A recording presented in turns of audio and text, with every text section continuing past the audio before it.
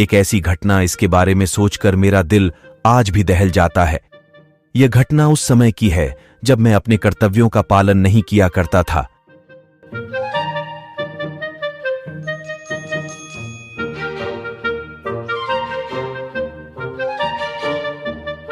किसी से गप्पे लगाना, उससे भी मन न भरे तो साइकिल से कला भजिया करना, यही सब मेरा काम होता था।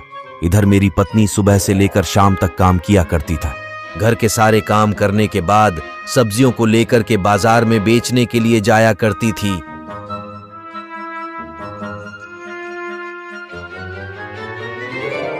इतना सब करने के बाद भी मैं उसको बेवजह डांटा करता था। इस सब से परेशान होकर के मेरी पत्नी जाकर के नदी में कूद गई। नदी के पास पेड़ के नीचे एक नागिन रहती थी।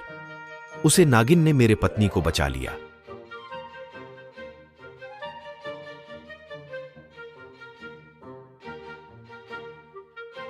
मेरी पत्नी रोते हुए बोली कि मुझे क्यों बचाया तुमने? नागिन बोली, हर दुख का हाल मृत्यु ही नहीं होता। उसके बाद से नागिन ने एक सोने की मटका मेरे पत्नी को दिया।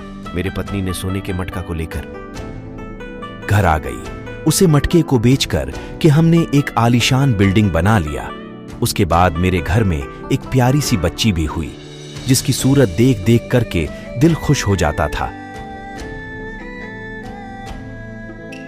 ऐसे ही दिन गुजर रहा था और वह मनुष्य दिन भी आया जिस दिन मैंने यह प्लान बनाया।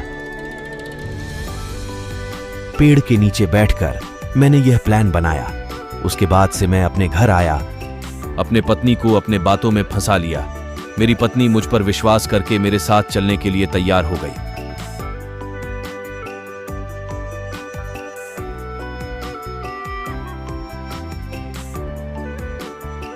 उसके साथ में जब मैं रास्ते में जा रहा था तो यही सोच रहा था कि नदी के पास जाऊंगा और इसको नदी में धक्का लगा दूंगा।